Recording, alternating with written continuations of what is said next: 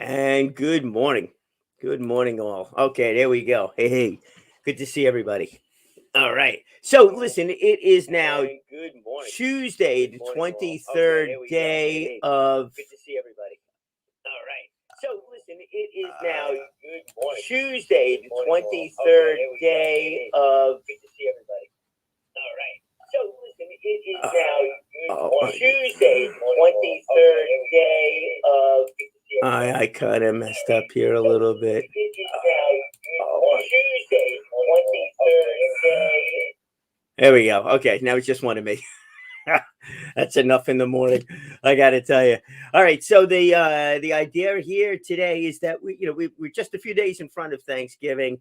Um, Different points of view about what Thanksgiving is. The rest of that, when the Pilgrims came over from from Europe and they settled and at Plymouth Rock, started to colonize what became known as America and United States and stuff like that. But they had to interact with or they were there, they were interacting with the Native Americans.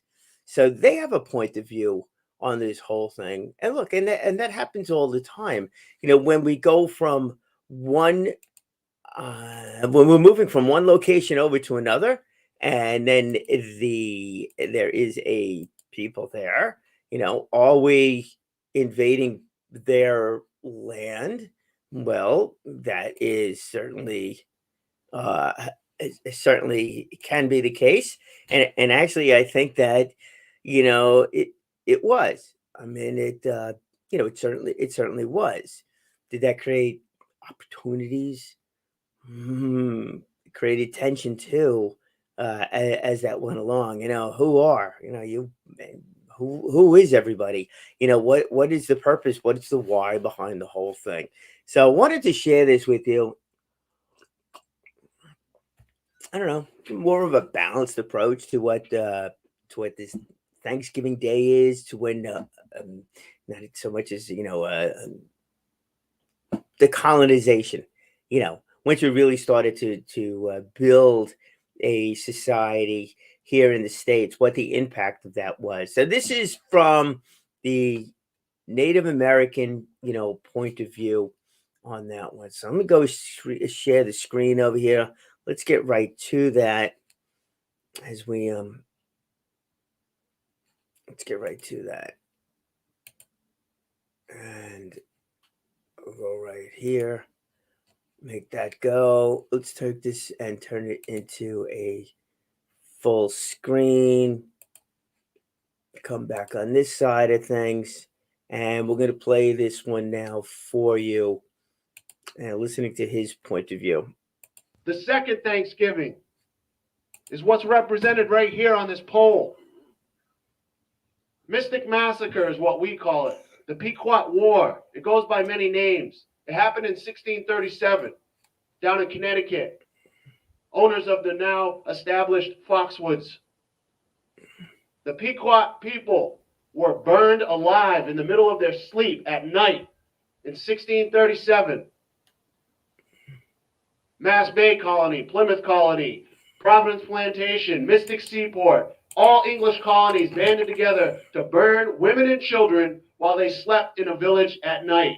They barricaded the exit. They did not allow anyone to leave. They wanted them to burn. They were proud that they burned. This country was proud to write.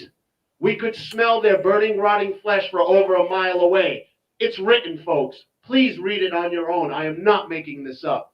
Stephen King can't make this up. He was so proud, the town of Norwich, Connecticut, had a statue honoring this man up until roughly a decade ago. John Mason, the man who murdered over 700 people. When anyone, the few people who were able to survive that Holocaust, they were rounded up. They were sold as slaves. Before they were sold, they were marched all the way from Connecticut to Mass Bay Colony, present-day Boston. They were placed on trial.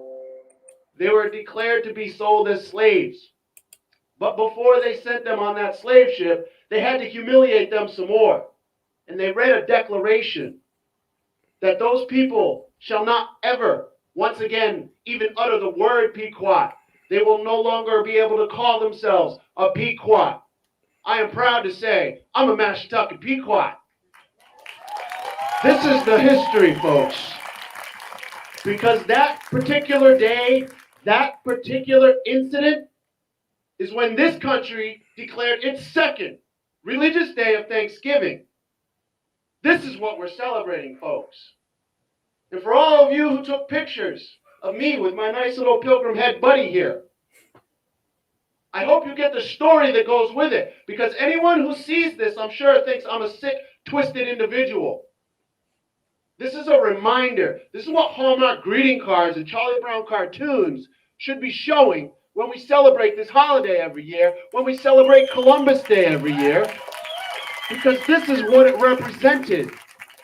I'm going to shut my mouth so we can get on way with this march through town, because we need all of you who are here to get this story out to the people. I can only visit so many schools in this time that I am here on this earth. And I can only visit those who are welcome to hearing the truth and invite me to do so. I encourage all of you to do the same. I look out and I see in this crowd, I see some people that I've been at their schools, and they are here now, standing in solidarity. I really appreciate this. It means they're listening. Somebody's listening, and they don't appreciate what's going on. This symbol right here, we're going to march all the way around, and we're going to make one stop at the church where King Philip's head sat on a pole until it rotted for over 20 some odd years. For those of you who do not know who King Philip was, he was the man who started the most patriotic uprising this country will ever see, when its native people stood against these forces in this manner of warfare. During King Philip's War, when King Philip abducted Mary Rawlinson, she reported in her own writings she was treated with far greater respect by this savage than she was by her own people. Our women were topless. There was no rape. We did not need abortions. The word matumwasus is what we call our women. It does not mean woman. It means she who makes all decisions. We had a high respect for our women. That was something Pilgrims never understood and still does not translate into America today. Square buildings that cost us so much to heat, to build, to cool, because we're sheltering ourselves from what's going on in the natural world. I've never seen a bird build a square bird's nest. That is the most absurd thing, and Americans still repeat this European nonsense. When are we going to come up and show the rest of the world what should have always been there when we first tried to get our teachings across in the 1600s? Listen to us. We're not saying we're better. We're just saying this works in nature. This here pole, King Philip, when he was killed, he was cut into pieces. The man who killed him was a Wampanoag, shot him in his own back. He got the hand of King Philip, Metacom.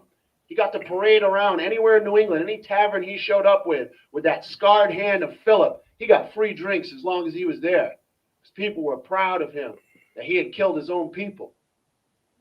His head was severed, King Philip's head. King Philip is the son of Massasoit. Massasoit comes running to these people's aid just a generation before. And that's when they supposedly had their first Thanksgiving. Well, their third day of Thanksgiving was declared when they brought his son's head in on a pole and left it to rot for 20 odd years. So I'm going to walk this around Plymouth right now, and I'm going to remind folks of what we're celebrating here today. And I encourage all of you to get out to a library, get out to a school, even if it's your own. It better be your own kid's school, because this is what they're teaching your kids. I excuse my kids from school whenever they're being asked to dress up as pilgrims and Indians. There's so many injustices still going on every day here, folks. Every day. This language I have to speak just so people understand me on my own continent is a tragedy. I hate these clothes. There is so much we talk. There's pavement on my hunting grounds. Our clams being polluted. These clams make my stories. My ink doesn't smear. We need our history. These things are still important to us. I was very glad to hear my Lakota brother speaking about what the land is still important to us as Native people. Not all of us are about casinos. Many of us still believe the origins for why we were put here in the first place, to protect this land and to maintain the balance amongst all creations, plant, animal, winged, fish, finned, does not matter. We are all beings here on our Mother Earth. So I'm going to ask all of you to please stand with me. I don't care what race you are. I don't care what religion you're from. I don't care if you're Romney or Obama. We're human beings, and we need to stand up for humanity.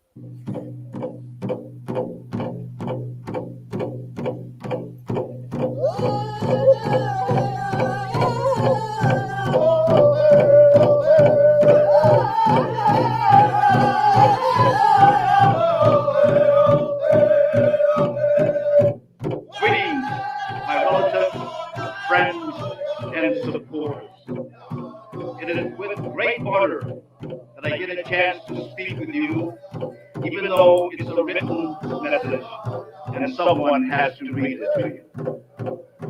I'm saddened we have to call this a day of mourning, but we must take every opportunity to remind this nation when it comes to keeping their word about treaties, about human rights, about the environment, about excessive pollution, that it has failed miserably on all of those concerns.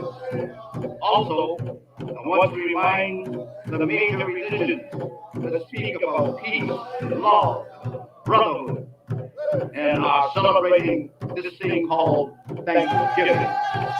That we, the native people of this land, realistically, overall, have nothing to truly be thankful about regarding the arrival of the pilgrims.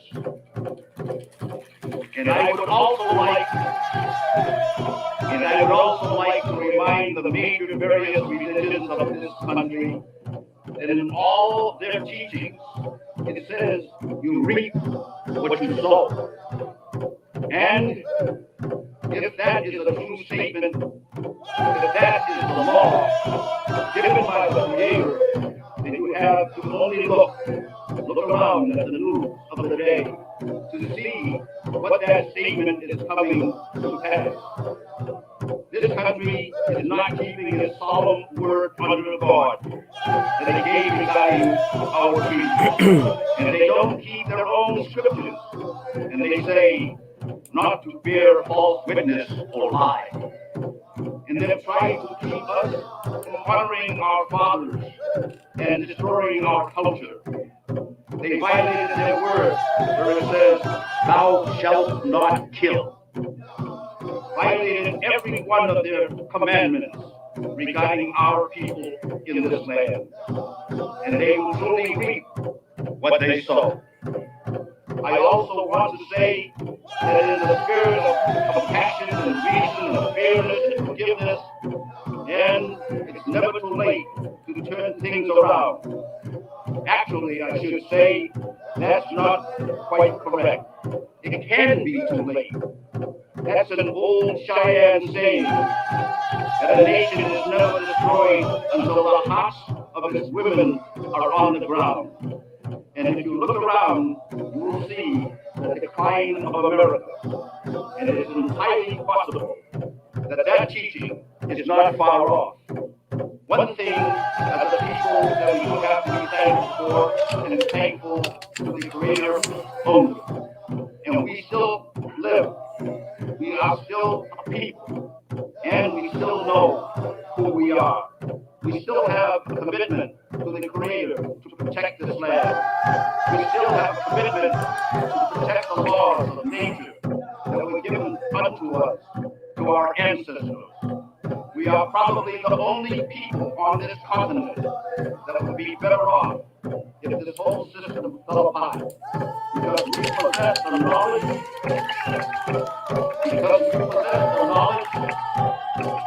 the teaching, and the culture to live in harmony with what the Creator has given to us. I want to encourage all young people to always remember that your health, the health of the earth, are the most important things that you possess. And that self-discipline is the most important thing that you can learn.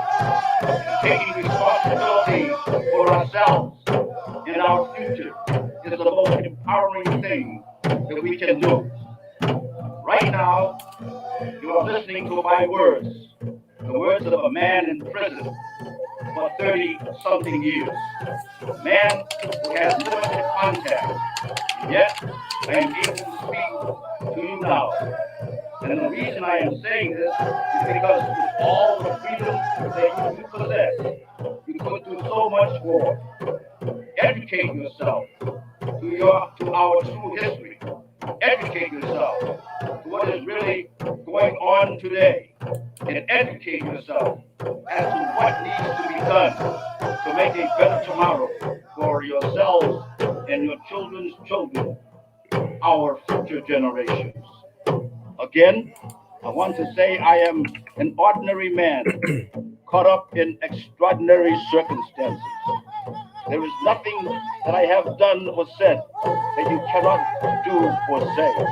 And much better because you possess more freedom than I do.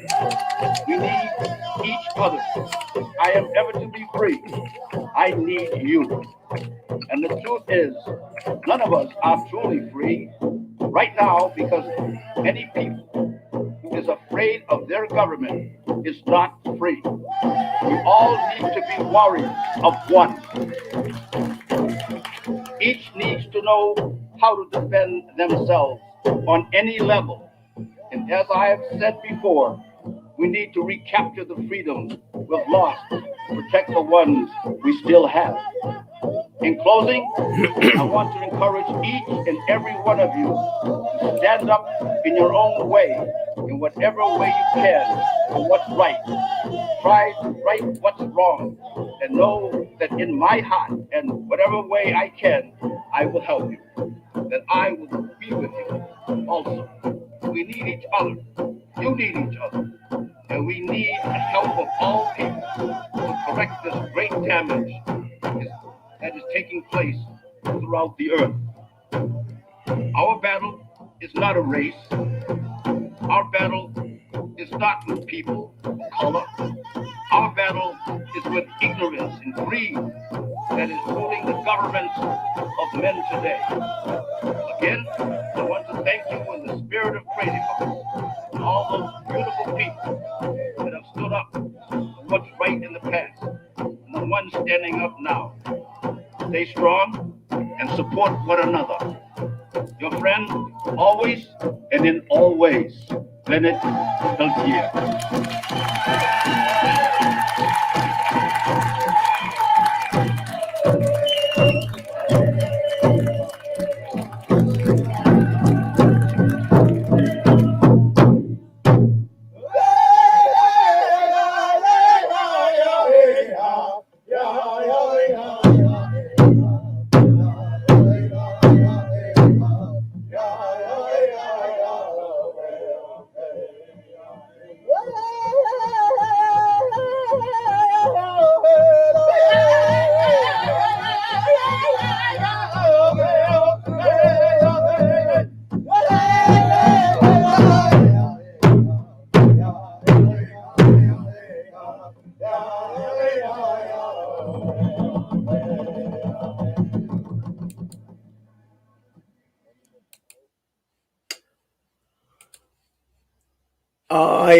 I'm excusing. I put up a link over there about Leonard Peltier, and it is on the Facebook page. With that one, Peltier, and this is from a few years back, but Peltier is incarcerated at the U.S. Penitentiary, Coleman, Florida. He became eligible for parole in 1993. On January 18, 2017, it was announced that President Barack Obama denied Peltier's application for clemency. He is of Lakota, Dakota, and French descent. He is an enrolled member of the Turtle Mountain Chippewa. Some of the idea behind playing this stuff is that Thanksgiving, the story of the Pilgrims coming to America, has always had, as with everything, has always different points of view, different ways of looking at something. The Pilgrims, where they were coming from, they were persecuted. That's why they left. That's why they did anything in their power in order to leave I think it was England and then the Dutch area. Before coming to America, they signed up with it with a business group uh, to make it happen. This way, they had the finances to come over here. So they were chased away, or they were looking for freedom. They came over here, and they did what they felt that they needed to do on this side of things. The American Indians, as that story goes, some helped, some did not. Some found it good, I guess some not. It's always interesting to go figure out how everybody understood that and figured that out. Where that history came from. It was passed down generation to generation, not in written form, but in spoken word. How many things have changed over time, and the rest of that. You heard the Indians' point of view, the American Indians, the Native American Indians, point of view on this one and the wars that took place. And I put some of the links up, on this stuff too, so it's there. Read, come to your own conclusions, do whatever you like. But, just because we celebrate something does not mean everybody celebrates something.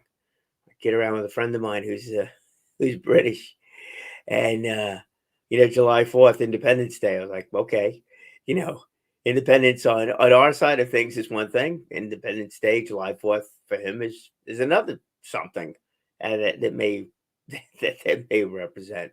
Thanksgiving, one point of view, it represents one thing. Another, it represents something else. Who's right? Who's wrong? No, I don't think it's a right and wrong. I mean, it just is with everybody's opinions.